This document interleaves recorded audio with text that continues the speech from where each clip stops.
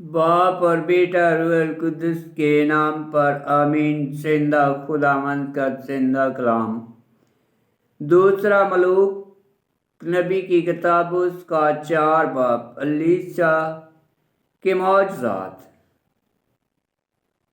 और अंबियाज़ादों की बीवियों में से एक औरत अलीशा के आगे चलाई और कहा कि तेरा खादम मेरा शोहर मार गया है, और तू जानता है कि तेरा खादम खुदावंद से डरता था और कर्ज हुआ आया है कि मेरे दोनों बेटों को लेकर अपने गुलाम बनाए। अलीशा ने उससे कहा, मैं तेरे लिए क्या करूं? मुझे बता कि तेरे पास घर में कौन सी चीज़ है। उसने कहा, तेरी लौंडी के पास घर में कुछ नहीं सिवाय मशाल के तेल की एक कुप्पी के। उसने उससे कहा कि जा और बाहर से तमाम हमसायों से बर्तन आरायत ले। बर्तन खाली हों और थोड़े ना हों तब अंदर जा, और तू अपने बेटों के साथ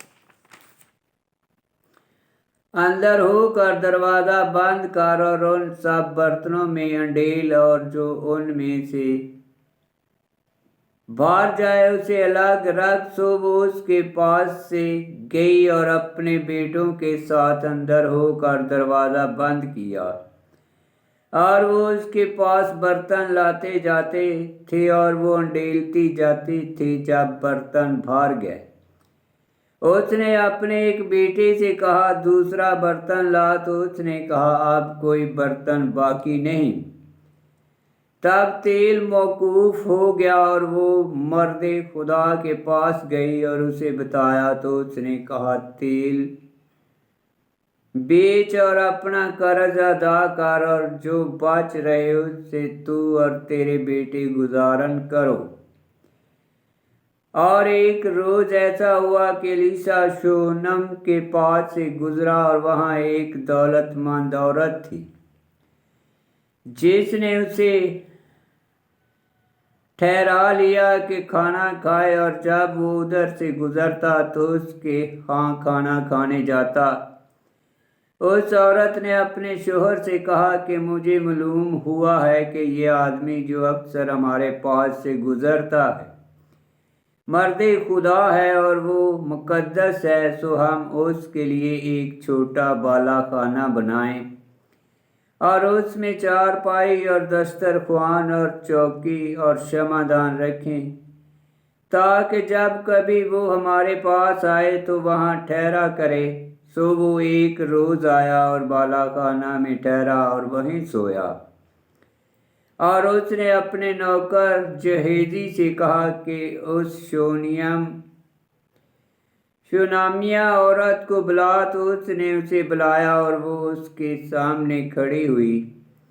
फिर उसने अपने नौकर से कहा, इससे कह चूंकि तूने हमारे लिए ये सब तकलीफ उठाई है, पास तू क्या चाहती है कि तेरे लिए किया जाए? तेरी कोई हाजत है जिसकी बाबत मैं बादशाह या लश्कर के सरदार से सिफारिश करूं?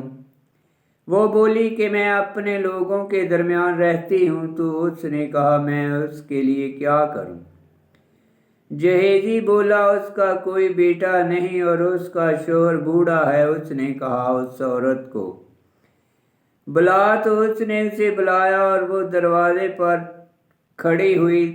तो उसने कहा, यकीनन अगले साल इसी वक्त के करीब तू एक बेटा गोद में लेगी। उस औरत ने कहा, नहीं ए मेरे आका, ए मर्दे खुदा, अपनी लौंडी से झूठी बात ना कर। बाद अज़ां वो औरत हामला हुई और अगले साल उसी वक्त के करीब उससे एक बेटा पैदा हुआ, जैसा कि एलीशा ने कहा था। और जब वो लड़का बड़ा, एक रोज वो फसल काटने वालों के नज़दीक अपने बाप के पास गया और उसने अपने बाप से कहा, हाय मेरा सर, हाय मेरा सर।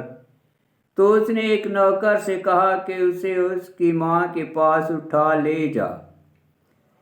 तब उसने उसे उठाया और उसकी माँ के पास ले गया, तो वो उसके घुटनों पर दोपहर तक रहा, फिर मर गया।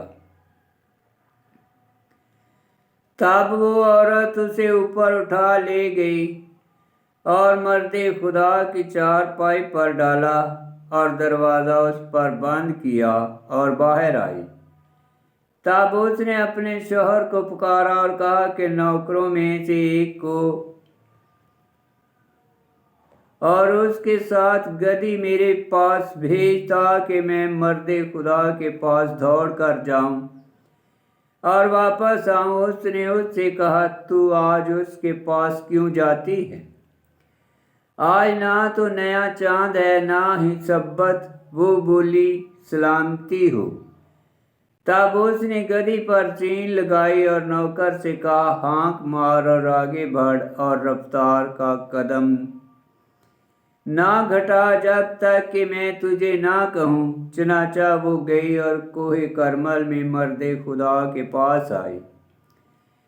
जब मर्दे खुदा ने उसे दूर से देखा तो अपने नौकर जहेजी से कहा, ये वही शूनामिया औरत है।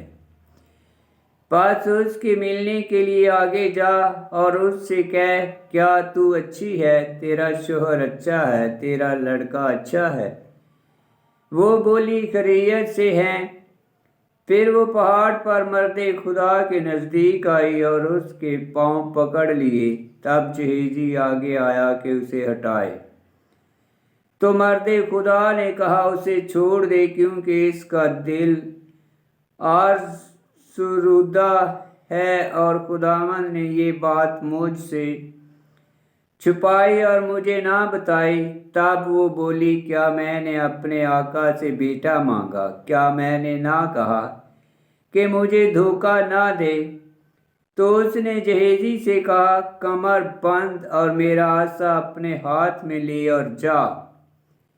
अगर तू किसी को मिले तो उसे सलाम ना कर, और अगर कोई तुझे सलाम कहे तो उसका जवाब ना दे।